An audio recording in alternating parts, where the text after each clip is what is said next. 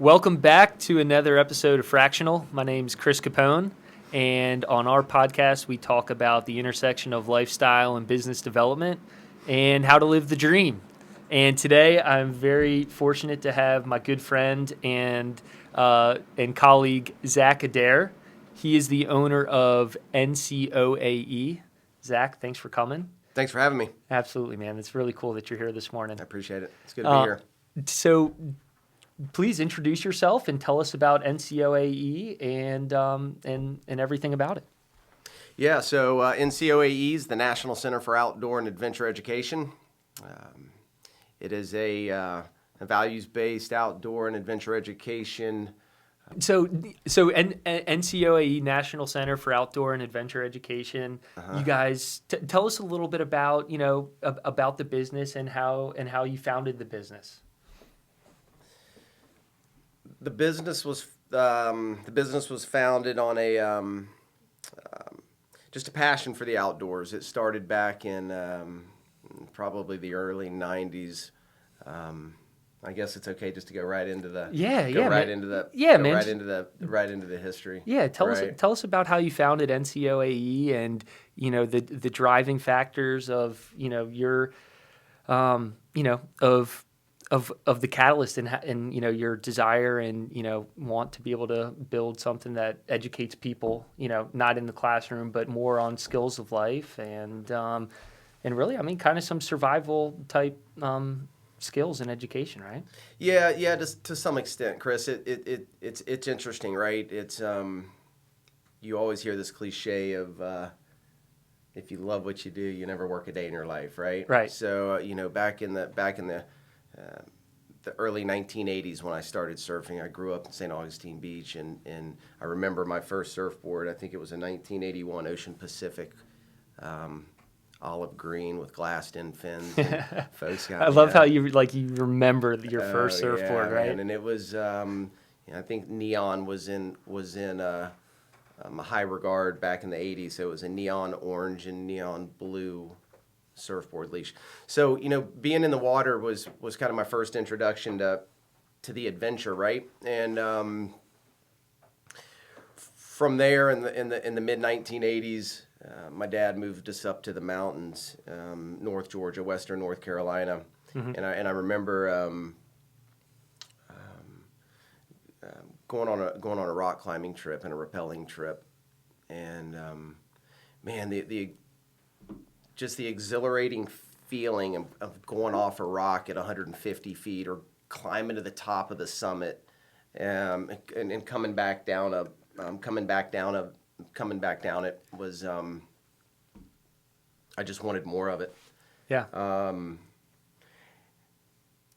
How did you get it? So going from living in St. Augustine and surfing, and then moving up to the mountains. I guess was your dad very much into the outdoors? Not at all, man. He was a contractor. He was a contractor and a hairdresser. No way. So That's an interesting combination. Yeah, right. So he was a contractor just as a hobby. He loved to build homes, and so we moved around a lot, not unintentionally, but intentionally. Right. He would build a home and he would sell it when the market was right. Yep. And then we'd go build another home. Yep. And build a spec home. So I grew up also running around in rafters and jumping in and out of framed up window sills. That's so cool. Right. So just back to defining my love for the outdoors and somewhere around the early 90s, I graduated high school and dabbled into college. It really wasn't my thing. Yeah. And I remember driving through Western North Carolina one afternoon, trying to figure out what my next move was going to be. College really wasn't working out for me. Yeah. And that was because of the choices that I chose to make. Right?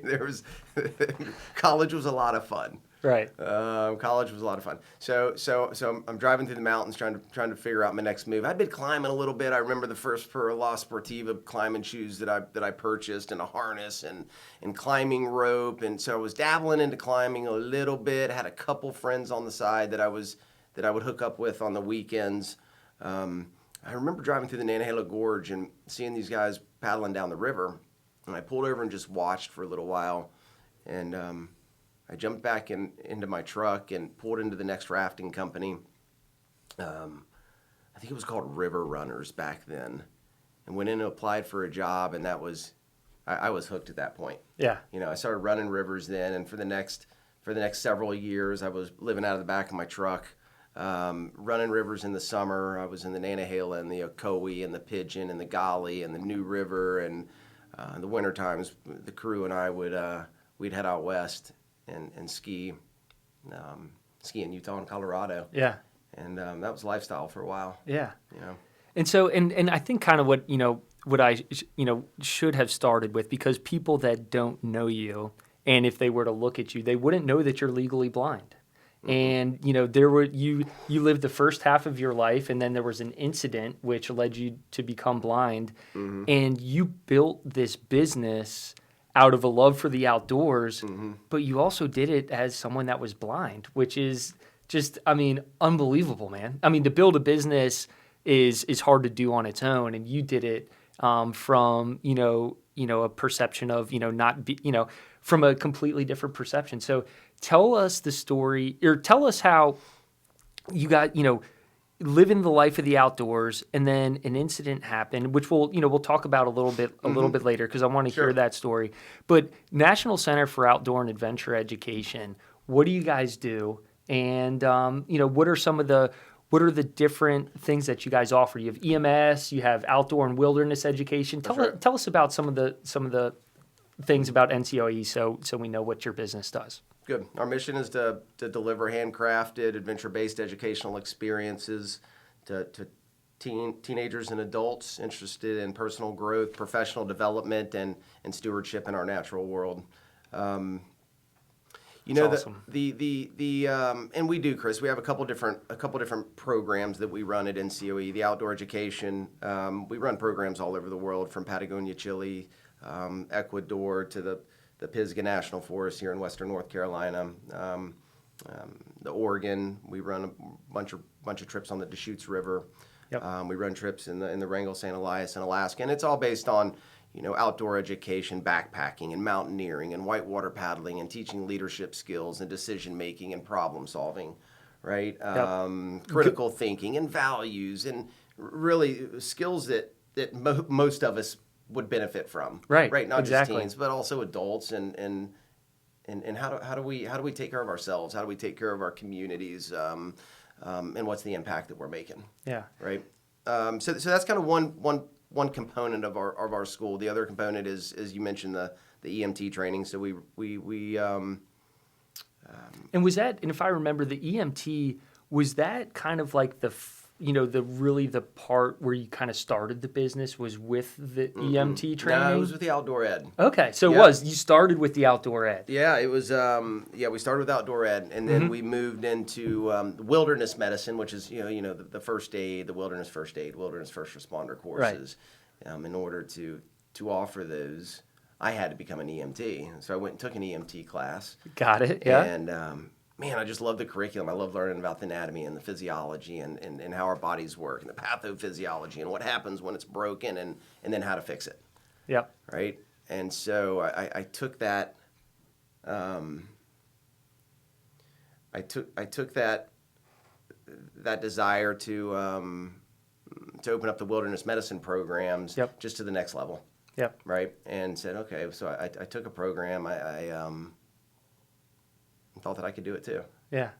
So when you started this, were you in the field doing some of the training, or had you already hired people to, execute on the plans and the trainings that you had developed? Yeah. Well, I'm going to go back. I'm going to go back in time a little bit more. Okay. All right. Let's go back to where we'll pick up after my years on the river, and after my years snow skiing out west. Yeah. In the late 90s, I ended up coming back to North Carolina. Yep. Wrightsville Beach. Yep. Right. And I came back because some friends invited me to go down to Costa Rica on a surf trip. And I hadn't surfed in a couple of years. It'd been a couple of years, man, because I was on the river, and I was on the rock, and I was in the snow, and I was that's where I wanted to be. at the time. And I got this invitation to go down to Costa Rica. This was in the late 90s.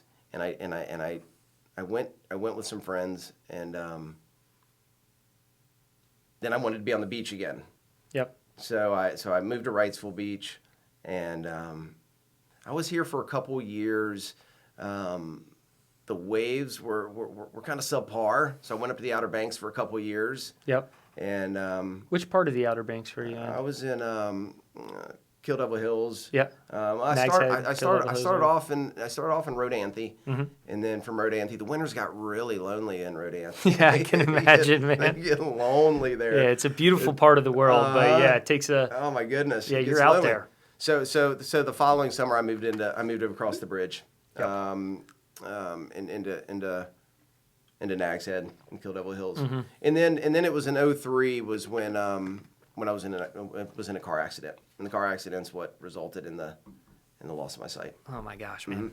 So you lived a full life, or you lived a life, being able to experience all the things in life, right? Seeing and all that, and then all of a sudden, one day it was gone. An accident happens and it's gone. Yeah. Holy shit. Yeah. That's crazy, man. Yeah, it was crazy. It was a struggle. It was a challenge, but it's yeah, man. But we're all faced with challenges, right? It was just another mountain I needed to climb. Well, right? It took some time to get there. I mean, you say that, but so many people would use that as an excuse to just be like, I'm gonna, give up, or what can I do? But you said, no, I'm gonna keep doing what I'm gonna do, and I'm also gonna build a business that supports my lifestyle of things that I truly like doing: outdoor education, traveling, spending time, in the outdoors. I mean, so from there, you have this incident, and then tell us from there the storyline from that incident to then starting the National Center for Outdoor and Adventure Education. Yeah, that was interesting. It took some time, right? Because there's some struggles not being able to see. Right? There's lots of challenges, man. There's lots of challenges not being able to see. And look, Chris, we're success isn't measured when we're comfortable and things are convenient, right? I think success is measured when we're faced with challenges and struggles and how we're able to address that adversity. Yeah. Right. And it took a couple years to put us to get through all the kind of the woe me's, if you will. Right. Woe me. Why did this happen to me? This. But I remember clearly one day sitting on the couch, and I think my father had come up to visit one weekend, and just to check on me, and I was having a pretty bad morning. It was probably 10 or 11 o'clock in the morning. He walked in. I was sitting on the couch, and he just kind of stared at me. And he didn't say anything. And I go, "What's wrong, Pops?" I said, "Cat, get your tongue." And he turned around and he walked out the door, and he didn't say a word to me. And he got back in his truck, and he drove 7 hours back to his house. Didn't say a word to me. And so I thought that was kind of interesting. But I knew, going through these woe me's for it'd been a couple years at this point. Yeah. I'm like, man, I got to figure this out. Right? This is not going good. And that, I think that was the catalyst that really pushed me to say, okay, there's going to be struggles. It's going to be tough. Yeah. And you're only going to be able to see. I mean, suck it up, man. Suck it up, Buttercup. Yeah. Right. I mean, you're going to be able to see as much as your hands and your feet are going to take you. That's it, man. So I mean, we're sitting here laughing about that, but I mean, and the fact that you can joke and laugh about that is wild, because, I mean, I take for granted, everything that I could do on a daily basis by myself, I just completely take for granted. And every time I hang out with you, it's like a moment where I'm like, I need to, be grateful for, for the opportunities that I have, So, I mean, it's just a testament to your personality, your work ethic, and what you've, and what you've been able to accomplish without, You know what, Chris, and I have this conversation with folks, and for me, it's interesting because I think that we're all capable of this, right? Mm-hmm. Like the challenges that I've had and the struggles that I've gone through, and they're there, man. I mean, every single day, I face different challenges, but you know what? So do you. Yeah. Okay. And my challenges aren't any better or worse than yours are, right? Our circumstances are different, mm-hmm. right? Yep. But my challenges aren't necessarily any different than yours. I just can't see.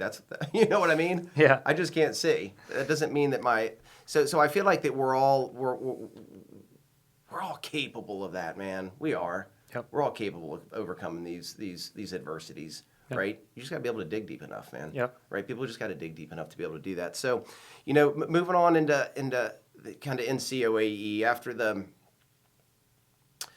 I realized that it was time to get up off the couch and I was like 30 years old then, man. I was in the prime of my life. Yeah. Right? And I came up with an idea to, I ended up building a couple spec homes, I think, on the side. So were you a GC already at that point? There wasn't such thing as licensed GCs back then. Okay. Okay. Yeah. The license is relatively new over the past decade or so. Okay. Right. Got it. And so, but I ended up building a couple more spec homes and hit myself a couple times with a nail gun. There's some barriers associated with that. Right. Oh my goodness. And ouch. Shit. Ouch. And I remember when was it? Like 2000 and it was probably 2005. Mm-hmm. I was in North Georgia. I was building a spec home in North Georgia, and I had an idea to apply to go back to school. And what I wanted to do was I wanted to get back in the outdoors. That's where I was missing being. I was missing being on the river. I was missing being in the mountains. I was missing being on the trail. I was missing being in a kayak. I was missing being on my skis. Yep. I hadn't skied in a while. And those places and those wild places, man, that's where I was happiest. Yep. Right? And it was maybe 10 years earlier, I had applied to go to a college out in Arizona called Prescott College. All right, it's a number one school for outdoor education. Yep. Okay, and I ended up not going. 10 years earlier, that surf trip I was telling you about to Costa Rica, mm-hmm. I'd actually applied to go to Prescott College during that time and ended up going to Costa Rica instead. Yeah. And not making it to orientation. Yeah. The waves were really good. I bet. Yeah. I hear you. My dad was pissed. I bet. What are you doing in Costa Rica? So I ended up applying to Costa Rica, applying to Prescott College, and my application, I had to write that I was blind, and of course my phone starts blowing up. Yep. Their orientation is a 3-week backpacking trip into the Sierra Ancas, and for the orientation, and I haven't done anything other than build a couple of homes. I haven't done anything in the outdoors. Hadn't been on a surfboard, hadn't skied, hadn't backpacked, haven't done anything since the accident. Yep. Nothing at all. So my first introduction to getting to the outdoors was going to be this 3-week backpacking trip if the college allowed me to do it. Yep. And it took some pushing, and they ended up agreeing to let me go. Wow. And man, it was fucking tough. Yeah. It was tough. I couldn't imagine. It was tough. And so I came off that trip. I came off that expedition, and... So you were backpacking for 3 weeks Uh-huh. as With part a of group. orientation Uh-huh. with a group. But, I mean, Blind. did you know anybody? Oh, no. No? I took off to Arizona on my own. I got on a plane, went out there, and was Unbelievable. like, let's figure this out. Here we go. That's Buckle up. Yeah, buckle up, man. Buckle up. Right? Yeah. And so I came off the trail, and it was hard, man. It was one of the hardest things I'd ever done. Mm-hmm. And I ended up reaching out to Eric Weinmayer. Eric Weinmayer is the first blind guy to ever summit Everest. He's climbed the 7 tallest summits in each of the 7 continents. No way. Right? So I reached out to Eric, and I said, introduced myself. Hey, Eric, it's here's who I am. This is what I'm doing. Yeah. You got any advice for being in the woods as a blind guy, right? I mean, Right. you spend a lot of time there, obviously, and I need something, man. My equilibrium's all off. I can't stay on balance. It's, there's no, I almost feel like I need an extra set of legs and hands out there. And about a week later, I get a box from him. I open it up, and it was a pair of trekking poles. And he goes, try this. How cool, man! Man, I felt like a mountain goat at that point. Oh, I was all my over the place. gosh. And it was the fix. How freaking cool! Yeah, man. So he sent me some trekking poles, and that was a significant. That was a game changer. That was a game changer. Yeah, being in the woods. So that was kind of my first introduction, man. Being at Prescott College and finishing up my undergrad. So what year, what time frame were you at Prescott College? That started in 06. 06. Mm-hmm. That's really interesting. Just a couple of years after the accident. Yeah. Yep. Okay. Yep. So that was 06. And then I still didn't know what I wanted to do. I knew it was there. I knew I just wanted to be in the outdoors, and I knew that school would give it to me, and I knew that I would be, risk would be mitigated, right? I would be at a school. I'd be around other people that were enjoying doing the same stuff that I was doing. Yep. Or that I wanted to do. Right. Right. Yep. And I got the support. I mean, overwhelmingly, the amount of support that I received from the college was pretty rad. That's so cool. There's good folks out there still, huh? Yeah, there are, and that's when I got introduced to Guide Dogs for the Blind. Okay. I had a buddy of mine that I was going to school with out there, and he said, "Hey, Zach, my grandfather or my uncle sits on the board for Guide Dogs for the Blind, San Rafael, California." Mm-hmm. He goes, "They got like a 2-year wait list, but I can get you in right now if you want to go." And I always pushed back on it. Yeah. Like, no, I don't need a guide dog. Don't need a guide dog. Yeah, I don't can need do a it, guide huh? dog. But I ended up taking him up on his offer, and in 2007, I went to Guide Dogs for the Blind for a month, 30 days. Mm-hmm. And that's where I got Alfred. Alfred and I were together for about 15 years. Yeah, he died. Cool. He died a bunch of years ago. What kind of dog was Alfred? He was a English Lab, 100% English Lab. Oh man, yeah, he was your buddy, huh? He was awesome. Yeah. So Alfred and I finished up Prescott College, and cool. Then he went on some trips with me while I was there. Yep. And then as soon as I graduated from my undergrad, I hadn't been on a surfboard. So I'd been snow skiing, I had been paddling, I had been backpacking. I did everything that I was wanting to get back into, right? Right. As a blind guy, and I got to experience all of those. And I was like, all right, I haven't surfed yet. I got to go surf. Heck yeah. So I bought a ticket to Costa Rica. No way. And me and Alfred went to Costa Rica for a month. No. And I just studied. Just you and Alfred. Me and Alfred, a buddy met me down there. Okay. Yep. Got it. I was down there for the first week and a half, 2 weeks solo, just me and Alfred, and then a buddy of mine came and we started surfing. Unbelievable. It was great. What part of Costa Rica were you in? I was in. If you remember. Yeah, I do. It was Santa Teresa and Malpais. Okay. Right. Awesome. Yeah, man. It was great. So great. That would have been what year was that? 08? Yeah, the end of 07. 07. Okay. Yeah, so kind of what's happening in between me finishing up my undergrad and getting ready to go to Costa Rica was me trying to figure out, okay, I'm finishing up my undergrad. What am I going to do with this? What in the hell am I going to do with this outdoor ed? I mean, yeah. No one's going to, I can't get a job guiding anywhere. No one's going to hire a blind guy. Right? Yep. There's too much risk associated with that. And so what am I going to do with this? And I hope I didn't just waste a shit ton of money. What am I going to do? So I started researching. That was actually my first introduction to computers too, which was pretty strange. Yeah, I bet. Yeah, it was like 07. Like learning how to use a computer as a blind guy was difficult. It's still pretty challenging today. Yeah. And I started doing some research, just throwing everything out there, just like blind surfing guide or blind mountain guide training or blind, like something with blind people in the outdoors. Right. Yeah. And you know what kept popping up is as a dear friend of mine, Maui Surfer Girls.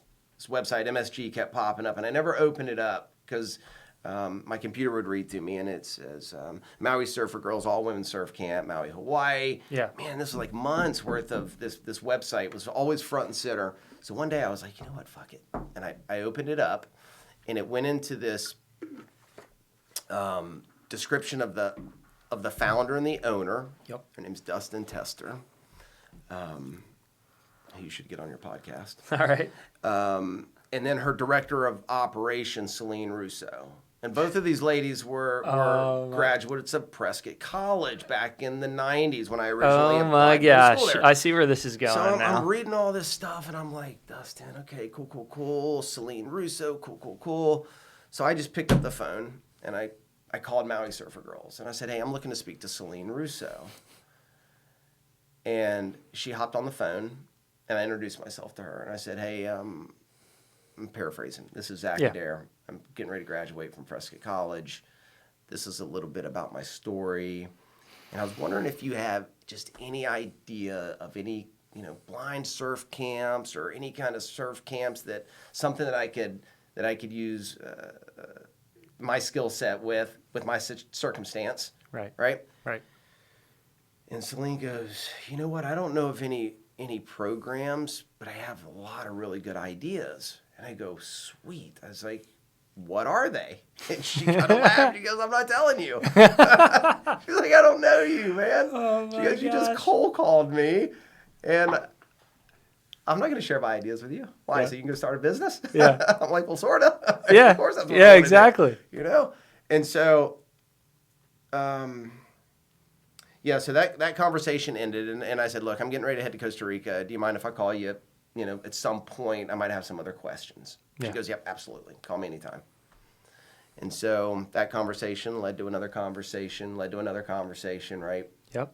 And, Celine and I have been together for 15 years now, man. Oh, my gosh. So those ideas that she had, she actually ended up sharing them with me. Yeah, it sounds like. It took some time, right? It took some time for us to get to know each other as she requested, right? Yep. And then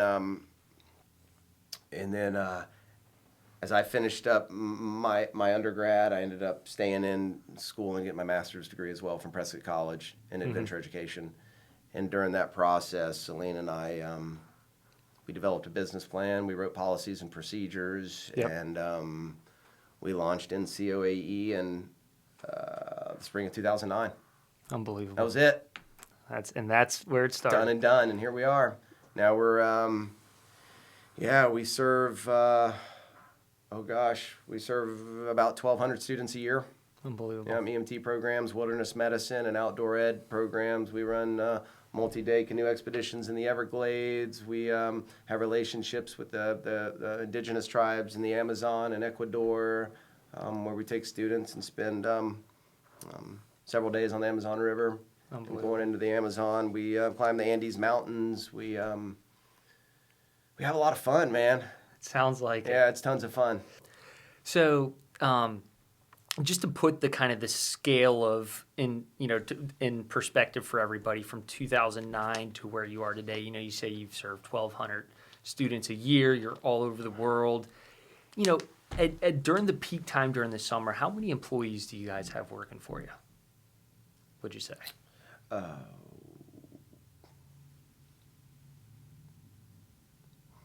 35 to 50. Yeah.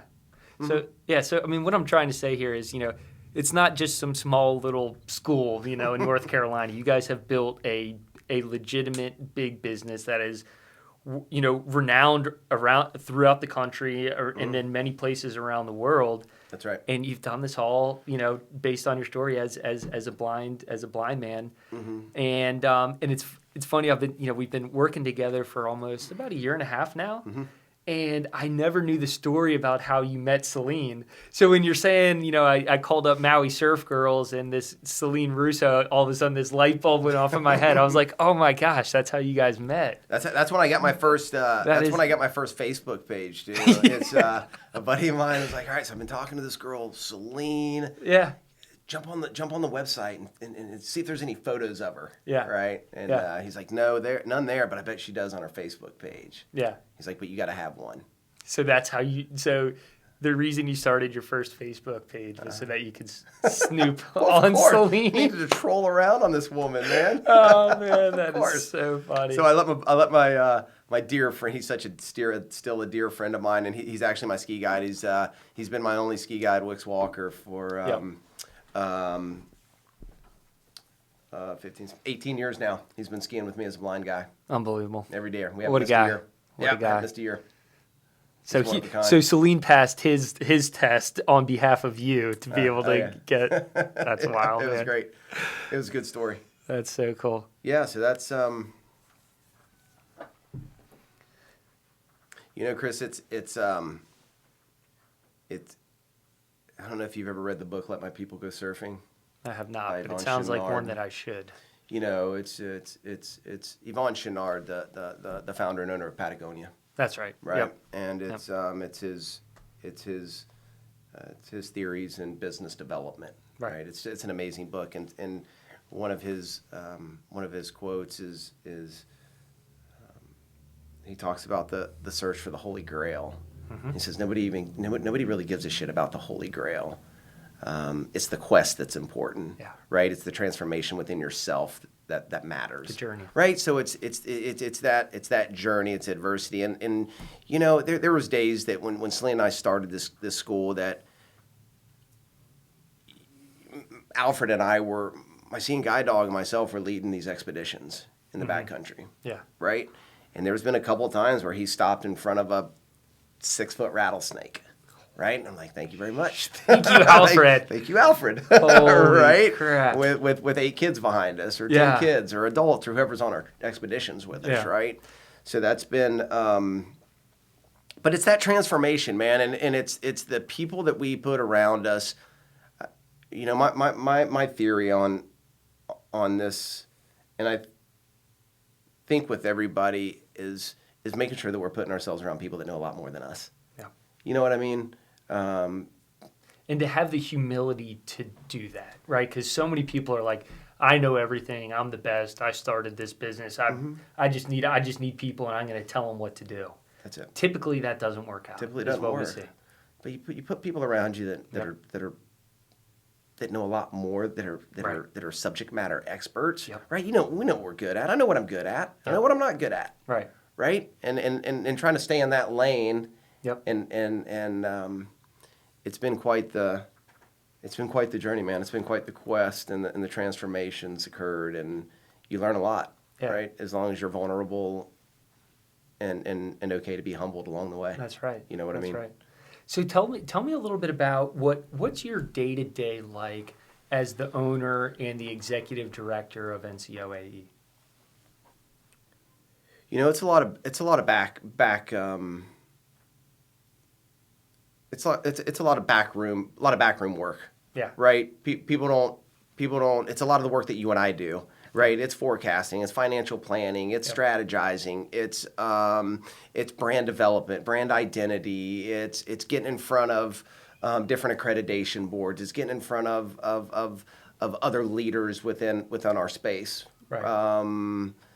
In order to get our brand out there. Yeah. Right? And understanding too that being comfortable with the scalability of where we are and where we want to be, right? Because we're in here talking about business and lifestyle, Right. right? And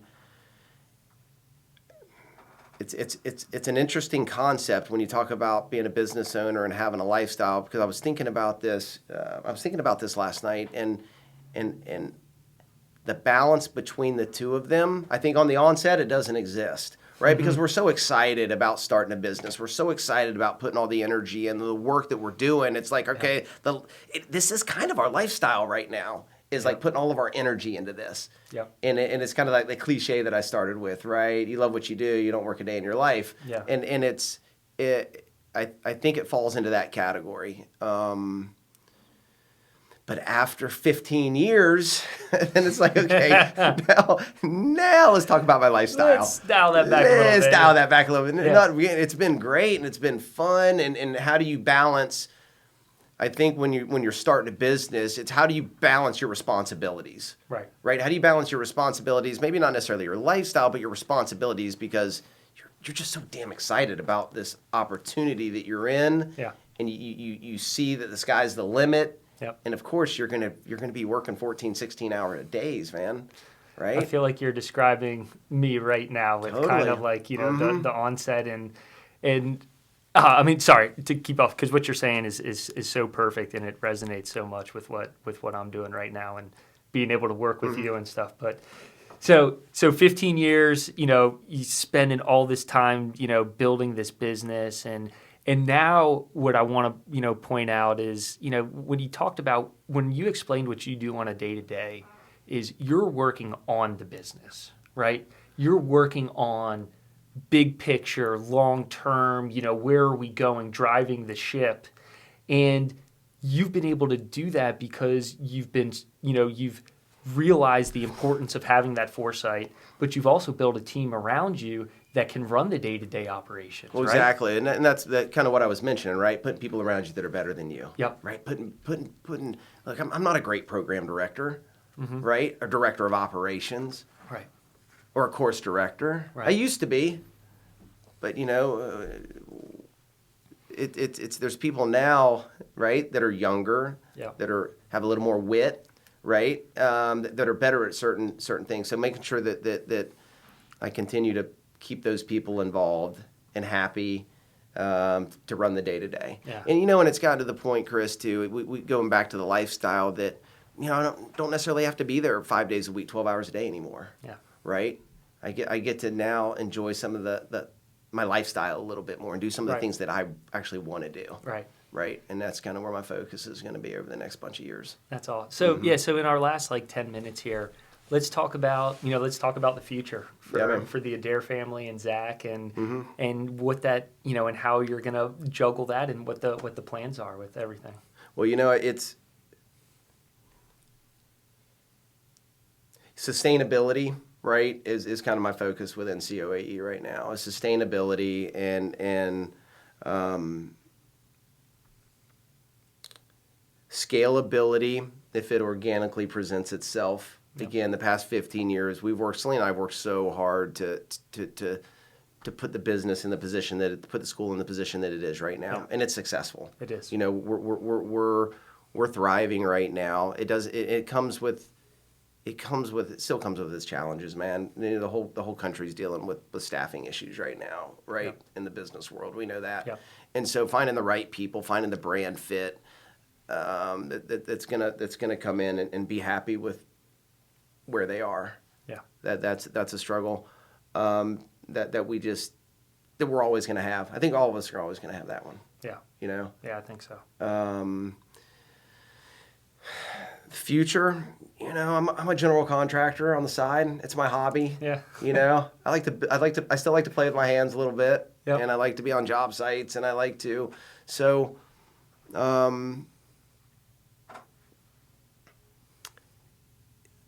lots more surfing this year. Yeah. That's in my future for sure. Yep. We're in such a unique position, my family and I, because of the places that we've been all over the world, and because of the business that we have, that we're able to travel a lot, right? And we can mix work with play. Yep. Call it work, but it's kind of play when we go down to Patagonia or we're going to Ecuador, or and so that's been really nice since Sawyer's been born. He's 12, so for him to be able to have that experience and travel the world with us has been really rad. What a great experience to grow up with that opportunity. My future looks like really trying to that work-play balance at this point. Yeah. Right? And that's where I want my focus to be. Yeah. Work, play. That's where I want to be. Yeah. It's success and work-life balance is a subjective term for everybody, right? Totally. And it's different at different stages in life. When you were first starting your business, working 16 hours a day every day, that was exhilarating. It was fun. That was your work-life balance. That was it. But now, you've got a family, you've got a 12-year-old son, you've got this, successful business, and now you're kind of like, all right, I'm going to start focusing more on different things. On me. Yeah, on you. On me a little bit. That's so cool.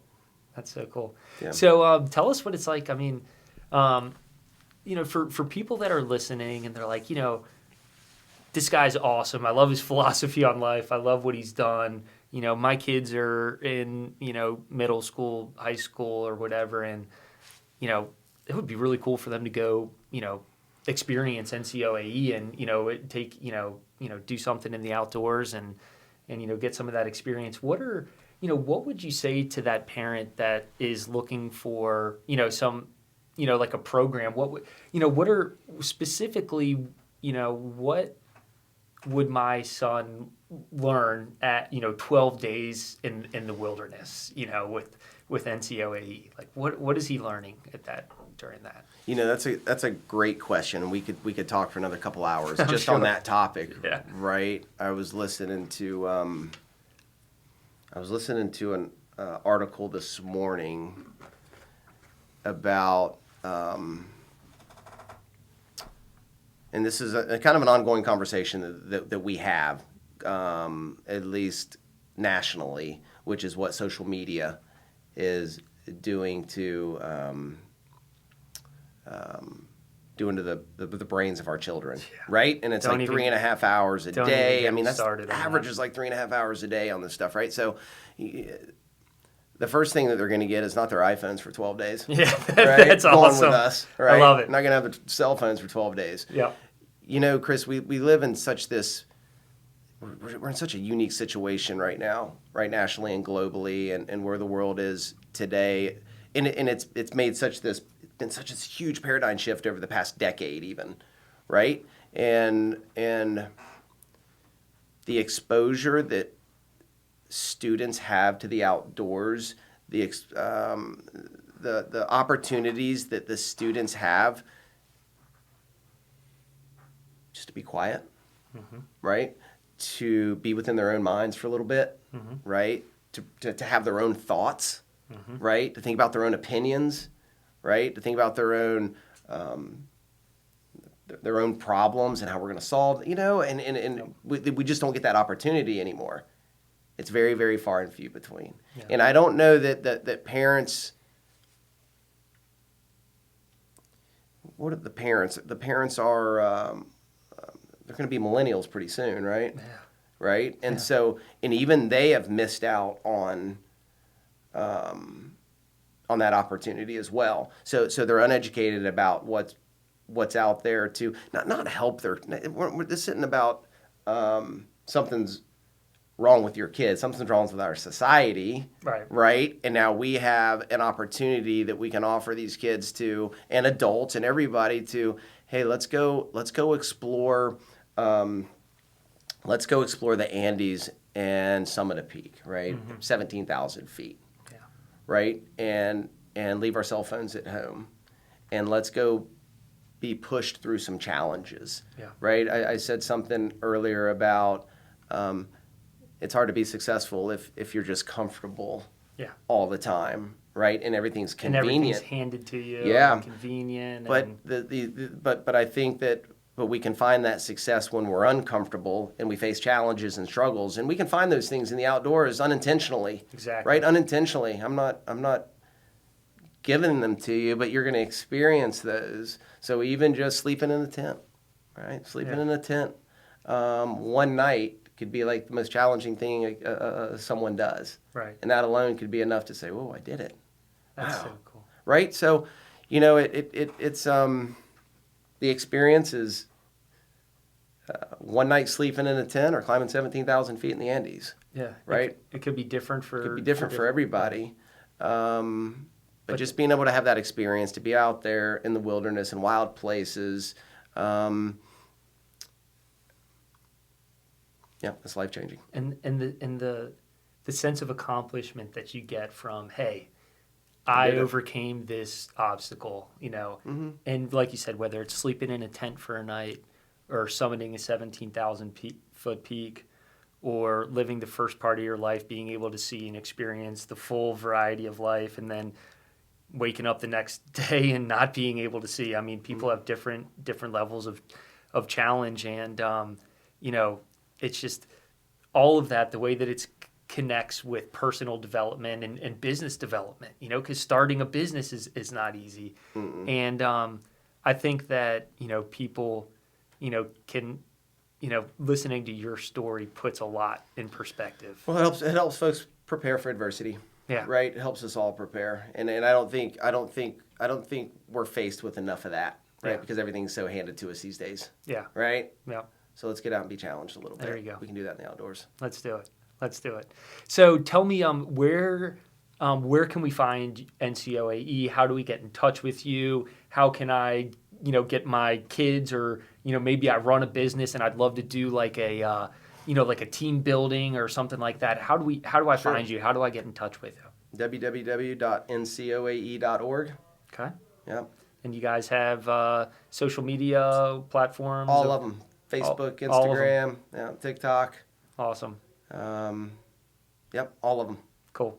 Well, Zac, thank you so much for joining me, and Thanks, it's been a pleasure to work with you and call you a colleague for the last year and a half. And I have to say, the Adairs and NCOE were my first client. As I started my new business, Component Associates, and it's only so fitting to have you on the show as one of the first guests. And it's just been a pleasure to get to know you as a person and work with you, and look forward to what the future brings for all of us. Onward and upward. Onward and upward. Thanks, brother. Awesome. Thanks, Ben. Appreciate it, bro. Thank you guys for joining. And go check out Zac. Go check out NCOAE. And go enjoy life. Go challenge yourself.